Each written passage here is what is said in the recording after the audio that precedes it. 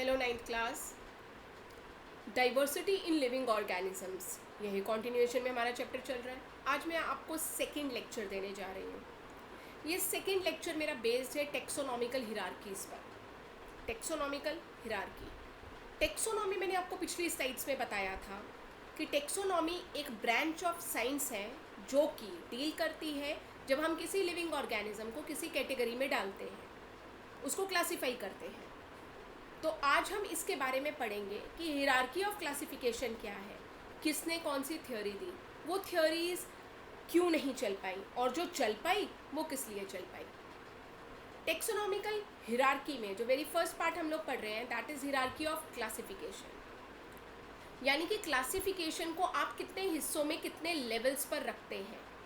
तो पहला लेवल जो हम लोग पढ़ेंगे यहाँ पर that is organisms are arranged into groups, यानी ऑर्गेनिजम्स को अरेंज किया जाता है ग्रुप्स में और उनके लेवल्स पर, उनकी सिमिलैरिटीज़ के अनुसार। अब आपको मैंने बोल दिया मच्छर है, मक्खी है, मधुमक्खी है, तो आप उसे सीधा बोल देंगे कि हम इंसेक्ट्स की बात कर रहे हैं। ये वो जानवर होते हैं जो अंडे देते हैं, पानी में उगते हैं और उसके बाद में ये छोटे छोटे से होते हैं, ज़्यादा इनका लाइफ स्पैन होता नहीं। आपने खुद ही कैटेगराइज कर दिया उसको। अगर मैंने आपको बोल दिया कि आप धनिया लीजिए तो आप ये बोलेंगे हाँ हाँ धनिया होता है, हरी स्टेम होती है इसकी और ये ज़्यादा देर तक रहता नहीं है, 2 से 3 डेज़ अगर पानी नहीं मिला है नॉल तो ये सड़ जाएगा, ख़राब हो जाएगा। एग्जैक्टली आपने सही बोला। दैट मीन्स आपने कहीं ना कहीं टेक्सोनॉमिकली उसको हिरार्की में रखा है, आपने उसके ग्रुप्स या आपने उसके लेवल्स ऑलरेडी बांटे हुए हैं। आपको मालूम है कि आप अगर कोई झाड़ियों की बात करते हो तो वो ज़्यादा देर तक रह जाती है बिना पानी के, पर अगर कोई हर्ब्स हैं जैसे धनिया हो गया, पुदीना हो गया, ये ज़्यादा नहीं रह पाएंगी। तो यानी आपने किसी की सिमिलैरिटी के हिसाब से ऑर्गेनिजम्स को एक ग्रुप या लेवल पर रखा है, यही होती है हिरार्की ऑफ क्लासिफिकेशन। दूसरा, जैसे जैसे आप हिरार्की में ऊपर जाएंगे ऑर्गेनिजम्स में कम कम सिमिलैरिटी नज़र आएगी। अब मैं आपको इसका उदाहरण कैसे देती हूँ, देखिए। हमने यहाँ पर टेक्सोनॉमिकल हिरार्कीज़ लेनी है। टेक्सोनॉमिकल हिरार्कीज़ में मान लीजिए मैंने यहाँ पर लिया, सबसे पहले यहाँ पर हमने ले लिया इंसेक्ट्स को, ठीक है, ध्यान से सोचिएगा। उसके बाद में हम लोगों ने क्या किया कि इंसेक्ट से बड़े मॉथ्स एंड ऑल थे और इनको हम लोगों ने ध्यान से लेना शुरू किया क्योंकि ये एनिमल्स के अंदर आता है, ठीक है। तो इंसेक्ट को मैंने किस कैटेगरी में रखा, मैंने इसे एनिमल्स में रखा और मैंने ये कंसिडर किया कि ये एनिमल्स के अंदर क्या चीज़ रखते हैं। मैं फिर दोबारा लिख के बता देती हूँ आपको। ये देखिए, मैंने इसे सबसे पहले एनिमल बोला। एनिमल में मैंने बोला क्या कह रही हूँ मैं, दैट इज़ इंसेक्ट मैंने बोला। और जब मैंने ये इंसेक्ट बोला, एनिमल्स लिखा मैंने और मैंने ये कहा कि ये है इंसेक्ट्स। तो आप इंसेक्ट की कैटेगरी पर जब जाते हैं तो आप बोलते हैं इसके पर होते हैं, छोटा होता है, अंडे देता है, थोड़ी देर का लाइफ स्पैन है। पर क्या सारे जानवर इंसेक्ट्स होते हैं? क्या सारे जानवर के पर होते हैं, छोटे होते हैं, छोटा लाइफ स्पैन होता है, अंडे देते हैं? नो। आपके जानवर में डॉगीज भी आते हैं, आपके जानवर में लायन भी आता है, एलिफेंट भी आता है। लायन, एलिफेंट ये सब बेबीज़ को प्रोड्यूस करते हैं। ये अंडा नहीं दे रहे, इनके कोई पर नहीं है, इनका छोटा लाइफ स्पैन नहीं है, 50 से लेकर 70 साल की उम्र तक भी होती है, समटाइम्स 100 भी पार होता है। टॉर्टोइज ले लीजिए, 140 ईयर्स, मोर देन दैट भी होता है। तो मैंने आपको सिर्फ सिंपल सा सेकेंड पॉइंट ये दिया है, हिरार्की में जो ऑर्गेनिज्म नीचे होते हैं इनमें तो सिमिलैरिटी होती है।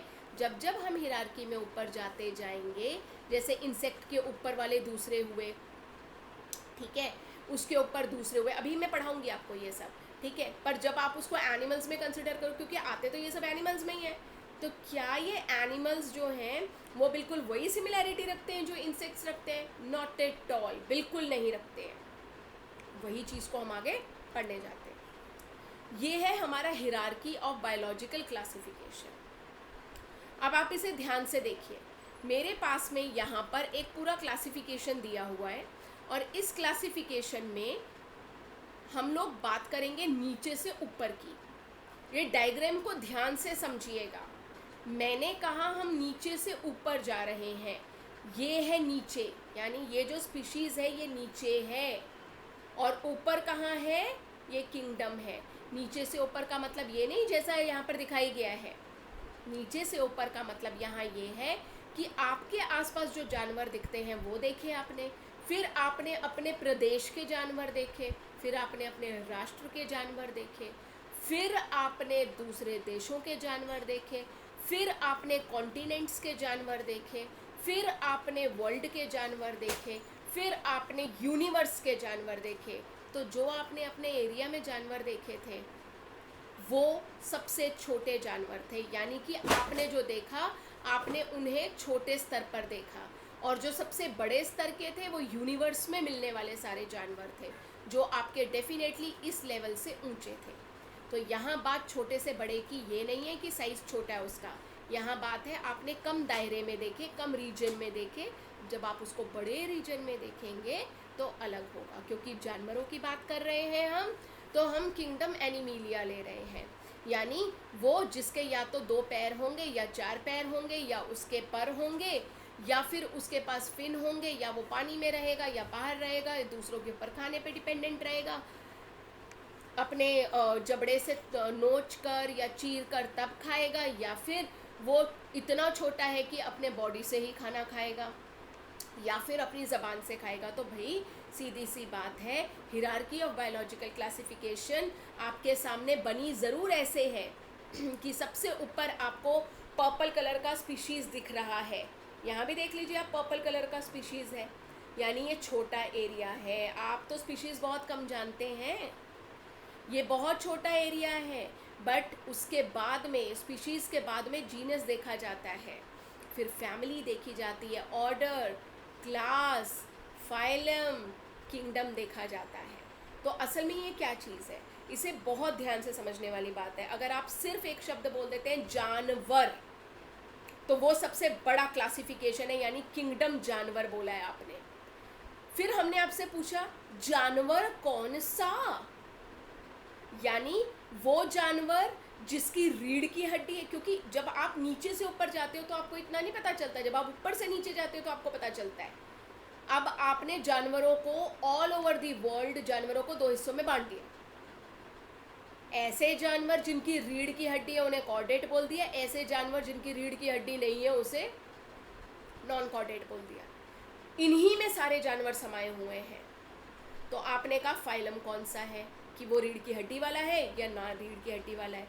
फिर आपने कहा उनमें से कौन सा है, ये वाले जो एरियाज़ बताते हैं, फैमिली, ऑर्डर और क्लास जो आपको बताते हैं, ये वो एरियाज़ होते हैं जिसमें वो बोलते हैं बेबीज़ पैदा कर सकते हैं, चल फिर सकते हैं, या उड़ सकते हैं, या तैर सकते हैं। ये इन 3 ऑर्डर्स में आता है, ये ऑर्डर, क्लास एंड फैमिली। बोलना हमने ऐसे ही है, पहले किंग, फिर हमने फाइलम बोलना है, फिर हमने class, order, family, genus, species. Species सबसे छोटा है। स्पीशीज़ में आपने बोला, मैं आपको एक इसका एग्जांपल दे रही हूँ। स्पीशीज़ में आपने बोला कि हम ले रहे हैं एक मच्छर, ठीक है। तो अब मैंने आपसे पूछा अरे आपने कौन सा मच्छर लिया, तो आपने ना स्पीशीज़ का नाम लिया, आपने उसको ये बताने की, देखिए मैं अभी आपको ना क्लियर करके यहाँ पर बताती हूँ। आपने स्पीशीज़ का नाम ले लिया, फॉर एग्जांपल आपके स्पीशी जो मतलब आपने किसी भी जानवर का नाम लेना था, वो आपने क्या लिया, आपने लिख दिया उसका नाम एनोफिलिस।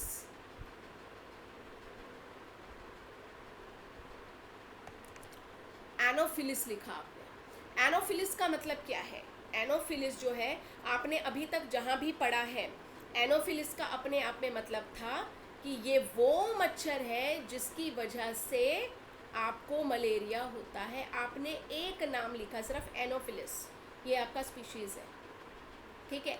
अब मैंने लिखा एनोफिलिस क्यूलिक्स या कोई भी एक और नाम दे दिया, ठीक है, वो आ गया इसका जीनस। जैसे मैं आपको एक और एग्जांपल देती हूँ, देखो मैं एनोफिलिस की जगह मैं आपको एक एग्जांपल देती हूँ। मैंने दे दिया आपको example Mangifera. Mangifera, Mangifera underline किया। जीनस में मैंने नाम लिखा इंडिका, इसमें आई छोटा है और अलग सेपरेट कर दिया, यही नॉमेनक्लेचर के रूल्स हैं। मैंने लिया मैंजीफेरा इंडिका, असल में पता है ये किसका नाम है? ये नाम है मैंगो का। ये नाम किसका है? मैंगो का। तो मुझे ये बोला जाएगा कि स्पीशीज़ क्या है, मैं कहूँगी मैंगो है। मैंगो में नाम क्या लिया? मैंजीफेरा इंडिका, ठीक है। पर मैं इससे जब फैमिली में, ऑर्डर में या क्लास में पढ़ती हूँ तो मैं ये कहूँगी कि ये मैंजीफेरा इंडिका का फैमिली जो है वो क्या है? ये एंजियोस्पर्म में आते हैं। फ्रूट होता है इसके पास में, ठीक है। डाइकोटिलिडनस आता है, ये सब हमने 9th क्लास में वैसे भी जो पहले के चैप्टर्स हैं उसमें ये पढ़ा हुआ है, ठीक है। फिर उसके बाद में हम ये कहेंगे कि इसका सबसे ये फाइलम क्या है, तो हम ये कहेंगे कि भाई ये वो होते हैं जो कि पेड़ों पर उगते हैं। अच्छा, अब उसमें मेरे से ये पूछा जाएगा तो इसका किंगडम क्या है, मैं कहूँगी इसका किंगडम बैठता है प्लांट। क्या बैठता है इसका किंगडम? प्लांट बैठता है। प्लांट अगर मैं वर्ड बोलती हूँ तो वो अपने आप में बहुत बड़ा वर्ड है, पर प्लांट में कौन सा? मैंजीफेरा इंडिका, यानी मैंगो, ठीक है। इसको हम और अच्छे से कंसिडर करते हैं जब मैं आगे आपको बताती हूँ। किंगडम क्या है? ये हाईएस्ट लेवल ऑफ क्लासिफिकेशन है। इसमें आपने सिर्फ डिविजन्स देखनी है, आपने इसमें सिर्फ ये देखना है कि सिमिलर कैरेक्टरिस्टिक किस में आते हैं। मतलब आपने सिर्फ ये देखना है ऑटोट्रॉफ कौन सा है, ज़मीन से हिलने वाला कौन सा नहीं है, हरे रंग का कौन सा है, तो आप कहोगे जी ये प्लांट में आता है। तो इसके अलावा आपके पास इसमें कोई नॉलेज नहीं होती। किंगडम में, किंगडम में ज़्यादा सिमिलैरिटीज़ नहीं मिलती हैं, वो बस यही होते हैं कि हाँ ये है, ठीक है। फिर फाइलम और डिवीजन आता है। फाइलम डिवीजन जो आता है आपका वो क्या चीज़ है? वो एक ऐसा लेवल ऑफ क्लासिफिकेशन है जिसमें कंसिस्ट होता है, इसमें बहुत सारे क्लासेस आते हैं, नंबर ऑफ कैरेक्टरिस्टिक्स आते हैं, इसमें और फर्दर डिवीजन आता है। इसके बाद में जो अगला डिवीजन आता है वो क्लास का आता है। क्लास में क्या होता है? आपने ऑर्डर्स देखने होते हैं, अपने से छोटा जो है ना ऑर्डर देखने होते हैं आपने सिमिलर कैरेक्टरिस्टिक्स के। ऑर्डर में क्या आता है? आपने देखना कि लेवल ऑफ क्लासिफिकेशन क्या है, आपने उस हिसाब से देखना होता है। कौन सी फैमिलीज़ में आता है, ये कौन सी फैमिली से बिलोंग करता है, आपने वो देखना होता है। उसके बाद में आता है आपका फैमिली। फैमिली का मतलब क्या होता है? ये लेवल ऑफ क्लासिफिकेशन देखता है कि जिसमें आपके जीनस आता है, सिमिलर कैरेक्टरिस्टिक्स आते हैं, कैरेक्टरिस्टिक्स सब में सिमिलर रहेंगे। जीनस के बाद में उससे छोटे वाला कौन सा होता है? स्पीशीज़। तो जीनस के अंदर क्लासिफिकेशन स्पीशीज़ की आती है, स्पीशीज़ में क्लासिफिकेशन आती है वो ऑर्गेनिज्म कैसा है, कैसे ब्रीड करता है, कैसे फर्टाइल है, कैसे ऑफस्प्रिंग देता है। तो अल्टीमेटली आपने इन सब में क्या चीज़ देखी? आपने अल्टीमेटली इन सब में एक चीज़ देखी कि बड़ा ब्रॉडर टर्म जो होता है वो आपके किंगडम का होता है। उसके बाद में जब आपके किंगडम हो जाते हैं तो आपने बाकी सारे इसके अंडर क्लासिफिकेशन करनी होती है, जिसमें सबसे छोटा पार्ट जो होता है वो स्पीशीज़ का होता है। आप इसको ये कह सकते हो कि जो आपकी नज़रों के सामने मिल रहे हैं वो स्पीशीज़ है, पर उन्हें हमने किस कैटेगरी में डाला वो किंगडम होता है। आपने यहाँ पर बोला मैंगो, पर किस उसमें डाला आपने? प्लांट में डाल दिया। आपने बोला इंसेक्ट, किस में डाला आपने? एनिमल में। आपने बोला मशरूम, किस में डाला आपने? फंजाई में डाल दिया, ठीक है। तो इस तरह से क्लासिफिकेशन की जाती है। असल में आपके 9th क्लास में ये जो फैमिली, जीनस एंड स्पीशीज़ ये सब आते हैं ना, इसको याद करने का तरीका भी है। इसको याद करने का तरीका क्या है? वो आपके KPCOFGS करके आता है, यानी कि अगर आप इसे इस तरह से लेकर चलते हैं कि आपको याद करना है तो आपको पहले किंगडम याद करना पड़ेगा, फिर उसके बाद में phylum, class, order, family, genus and species. ये जो नीचे से ऊपर के नाम दिए हैं, इसमें जो नीचे वाला है वो सबसे बड़ा है। आप देखो यहाँ पर, आप इसको ध्यान से देख भी सकते हो, मैंने यहाँ पर सबसे बड़े वाला ही इसमें हिस्सा लिया, फिर उससे छोटा ये होता है। इसकी सिमिलैरिटी नहीं होगी बच्चे, आप खुद सोच के देखो। यहाँ मैंने प्लांट बोला है, पर सारे प्लांट मैंगो नहीं होते हैं। उन प्लांट में आप ये भी देखोगे कि कौन से वाले प्लांट हैं, डेजर्ट में उगे हैं या फिर वो बड़े वाले ट्री हैं या छोटे हैं। फिर आप उसमें ये देखोगे कि आपके फ्लावर वाले हैं कौन से हैं। फिर आप ये देखोगे कि उसमें वेस्कुलर बंडल है कि नहीं। फिर आप ये देखोगे उसमें कि इसमें आप मैंगो वाली क्वालिटी ले रहे हो या कौन सी ले रहे हो। फिर आप ये देखोगे उसमें कि उसमें कौन से वाला है, मतलब मध्य प्रदेश का है या फिर दिल्ली का है या फिर यूपी का, किसका आम है, कौन सा है। तो ये सारी चीज़ें आपकी आती है जीनस और स्पीशीज़ में। तो सबसे बड़ा हो गया किंगडम और सबसे एंड में आ गया स्पीशीज़। इसको पता है कैसे याद करते हैं? इसका एक बड़ा सिंपल सा तरीका है। इसे आप ऐसे भी बोल सकते हो कि कीप पॉट क्लीन और फैमिली गेट सिक। बड़ा इजी सा तरीका है, पर आपको सुनने में थोड़ा अलग सा लगेगा, ठीक है। इसमें हम लोग ऐसे करके बोलते हैं, देखिए मैं आपको लिख के दिखाती हूँ इसको। ऐसे हम लिखेंगे यहाँ से, कीप हो गया किंगडम, पॉट क्लीन, ठीक है, कीप पॉट क्लीन, और फैमिली गेट सिक, यहाँ पर और आएगा। अब ध्यान से देख लो, किंगडम हो गया, पी से हो गया फाइलम, सी से हो गया आपका क्लास, ओ से ऑर्डर, एफ से फैमिली, जी से जीनस, एस से स्पीशीज। कीप पॉट क्लीन और फैमिली गेट सिक, पॉट को साफ रखिए वरना बीमार हो जाएगी आपकी फैमिली। सिंपल तरीका है, याद हम कर सकते हैं, इसको बहुत इजी तरीके से याद कर सकते हैं। आपको याद रखना है, सबसे बड़े वाला के है, फिर पी है, फिर सी है, फिर ओ है, फिर एफ है, फिर जी है, फिर एस है। अब ऐसे तो याद रहता नहीं है, अब क्या क्या नाम बनाते रहेंगे इसका, K P C, O F G S, ये तो नहीं बनता है। तो अब सीधी सी बात है, आपको एक मॉरल वैल्यू याद रखनी है कि अगर आप अपने घर की कोमोड को, पॉट को, टॉयलेट को, वॉशरूम को साफ रखते हैं तो आपकी फैमिली जो है वो बच जाएगी बीमार होने से। कीप पॉट क्लीन, आप पॉट को क्लीन रखिए, नहीं तो और मतलब नहीं तो family get sick. I guess आपको थोड़ा सा इंटरेस्टिंग भी लगा होगा, आपको समझ भी आया होगा कि किंगडम हमने क्या पढ़ा, कैसे पढ़ा, क्या चीज़ें थी इसमें। और आपको सिर्फ ये याद रखना है, किंगडम में इतनी सिमिलैरिटीज़ नहीं होती क्योंकि दुनिया के सारे प्लांट्स एक से थोड़ा है, पर जो सबसे छोटा लेवल है आपका स्पीशीज़ और जीनस, वो आपस में सिमिलैरिटीज़ रखते हैं। इन्हीं सिमिलैरिटीज़ और डिससिमिलैरिटीज़ के बेस पर इतनी क्लासिफिकेशन की गई है। अब बेसिकली ये क्लासिफिकेशन शुरू किसने की थी? शुरू करने वाले थे कार्लोस लिन्नॉस, 1758 में इन्होंने शुरू कर दिया था, जैसे मेरे स्लाइड में बताया गया है। इस सिस्टम के अकॉर्डिंगली पूरे लिविंग बींग्स को, मैंने अपनी पिछली स्लाइड्स में भी बताया कि पूरे लिविंग बींग्स को सिर्फ 2 ही हिस्सों में बांटा गया था, और मैंने उसे रेड कलर से आपको ये बताया गया है कि एक था प्लांट और दूसरे किंगडम का नाम जो लिया गया था दैट वाज एनिमल। तो प्लांट्स और एनिमल्स के 2 ही क्वालिटीज़ रखी गई, as I have shown you here, आपको मैंने दिखाया है। धीरे धीरे टेक्सोनॉमिकल स्टडीज़ हुई, उन्होंने ये कहा कि सारे जानवर या सारे प्लांट्स तो नहीं आते ना आपके प्लांट और एनिमल में, उनके कई फीचर्स अलग हैं, तो वो प्लांट और एनिमल किंगडम में नहीं आएंगे। तो एक नए जर्मन जोलॉजिस्ट आए, उनका नाम था E.H. हेकेल, 1866 में। उन्होंने कहा आपके सारे प्लांट और सारे एनिमल ही नहीं हैं, उसके अलावा एक और किस्म के ऑर्गेनिजम्स भी कंसिडर होते हैं, जिनका मैंने रेड कलर से नाम यहाँ दिया हुआ है, उसका नाम है प्रोटिस्टा। उन्होंने ये बोला कि प्रोटिस्टा एक ऐसे और तरह के ऑर्गेनिज्म, देखो ना मैं बोल रही हूँ जानवर, ना मैं बोल रही हूँ प्लांट, मैं कह रही हूँ ऑर्गेनिज्म ऐसा नया निकला जिसे उन्होंने बोला प्रोटिस्टा। ये नया नहीं निकला, मतलब लोग कैटेगराइज नहीं कर पाए थे उसे।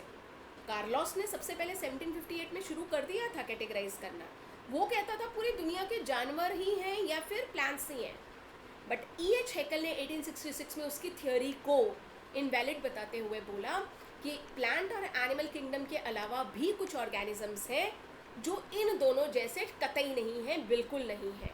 उसका नाम दिया गया प्रोटिस्टा। ये सिर्फ 2 किंगडम सिस्टम ऑफ क्लासिफिकेशन थी, यानी सिर्फ 2 किंगडम तक ही सीमित था। तीसरा प्रोटिस्टा आया ज़रूर, पर अभी इसमें क्लासिफिकेशन करनी ज़रूरी थी, नीड थी, और बहुत ज़्यादा ज़रूरत इसलिए थी ताकि वो सिद्ध कर पाता कि कार्लोस लिन्नॉस की 1758 में जो थ्योरी आई थी वो गलत थी। तो आगे क्या हुआ? आगे 5 किंगडम ऑफ क्लासिफिकेशन आए। अभी तक आपके हेकल ने 3 ही दिए थे, प्लांट है, एनिमल है, और तीसरा नाम उसने क्या दिया था? तीसरा नाम उसने दिया था प्रोटिस्टा का। क्या नाम दिया था उसने? तीसरा नाम दिया था प्रोटिस्टा का। बट अब 5 किंगडम क्लासिफिकेशन में और कौन से आने वाले थे? 5 किंगडम क्लासिफिकेशन में पहला नाम था मोनेरा, फिर आया प्रोटिस्टा, फिर आया फंजे, फिर आया प्लांटे, फिर आया एनिमिलिया। देखिए 5 सिस्टम हो गए, यानी उसकी ये थ्योरी बिल्कुल सही थी कि सारे जानवर नहीं होते, सारे प्लांट्स नहीं होते, इसके अलावा भी कुछ ऑर्गेनिजम्स होते हैं जो ना अपने आप को प्लांट में फिट कर पाते हैं ना एनिमल में फिट कर पाते हैं। तो हेकल के अनुसार तो प्रोटिस्टा ही रह गया था, बट जब 5 किंगडम क्लासिफिकेशन आया तो वो क्लासिफिकेशन विटेकर ने दी थी और उसमें उसने मोनेरा और फंजे को इंट्रोड्यूस किया। उसने कहा कुछ ऐसे भी ऑर्गेनिजम्स हैं जिन्हें हम मोनेरा कहेंगे, कुछ ऐसे भी ऑर्गेनिजम्स हैं जिन्हें हम फंजे कहेंगे। लेट्स सी वो क्या थे। 5 किंगडम क्लासिफिकेशन में जो आर.एच. विटेकर ने दिया वो 1959 में दिया। आपको मैं पिछली स्लाइड्स दिखाती हूँ। देखो ये 1959 का है और सबसे पहले 1758 में हो गया था, 200 साल पहले। उसके बाद में 1866 में, यानी 100 साल बाद।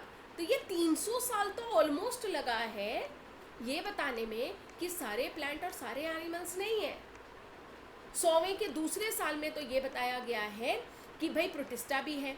उसके बाद में 5 किंगडम ऑफ क्लासिफिकेशंस दे दी गई 1959 में जाके। 300 साल लग गए।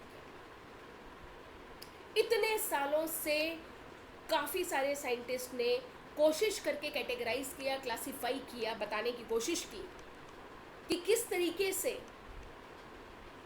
ये चीज़ यानी आपका ऑर्गेनिज्म फिट नहीं हो पा रहा प्लांट एंड एनिमल में। तो उनके जो 5 थे उन्होंने कौन से 5 दिए, वही 5 हम पढ़ने जा रहे हैं। और उनमें से नाम है, फर्स्ट वन जो नाम है दैट इज़ मोनेरा।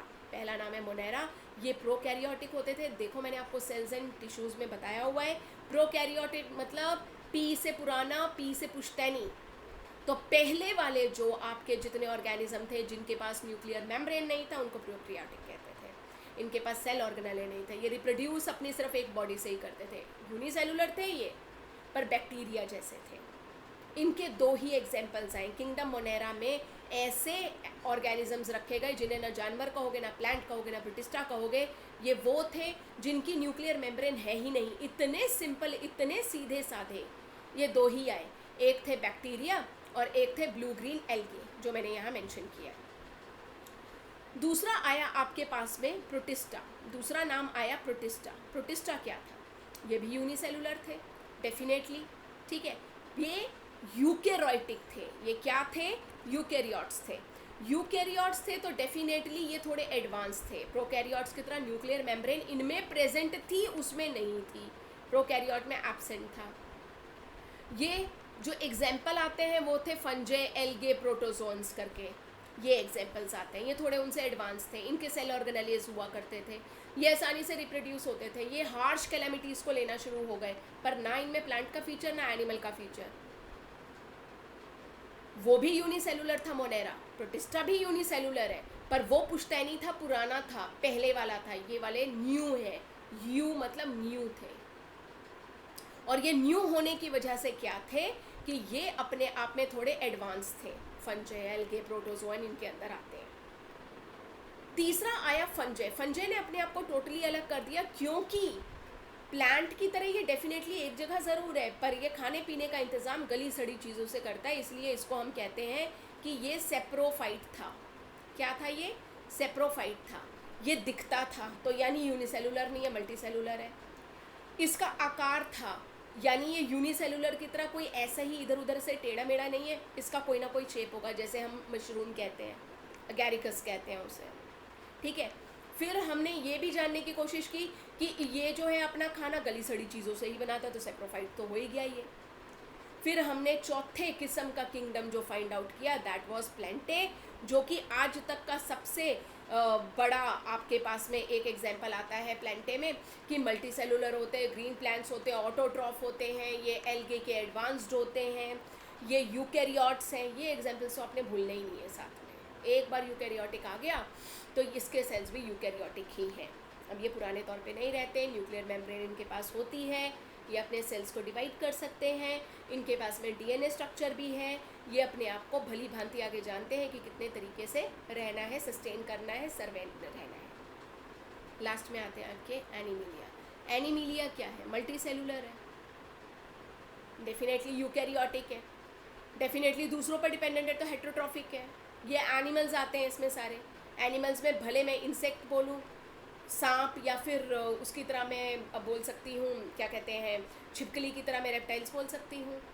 है ना। मैं बिच्छू की तरह मैं आर्थ्रोपॉड बोल सकती हूँ, केकड़े की तरह आर्थ्रोपॉड बोल सकती हूँ, कॉकरोच की तरह आर्थ्रोपॉड बोल सकती हूँ। कॉकरोच इंसेक्ट में है, पर क्योंकि उसके जॉइंटेड लेग्स हैं इसलिए हम उसको बोल देते हैं आर्थ्रोपॉड है तो सारे एनिमल्स ना।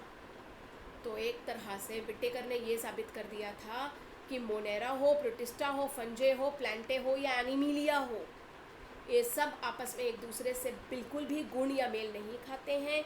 ये अलग अलग ही हैं, हम चाहकर भी इनको एक दूसरे के साथ नहीं रख सकते। हाँ, थोड़ी बहुत पॉसिबिलिटीज़ हैं, एक दूसरे की तरह दिखने में हैं, पर इनके शेप, स्ट्रक्चर, साइज़ और रहने का तरीका एंड ऑल, इन सब को देखते हुए हमने ये 5 किंगडम क्लासिफिकेशन की है।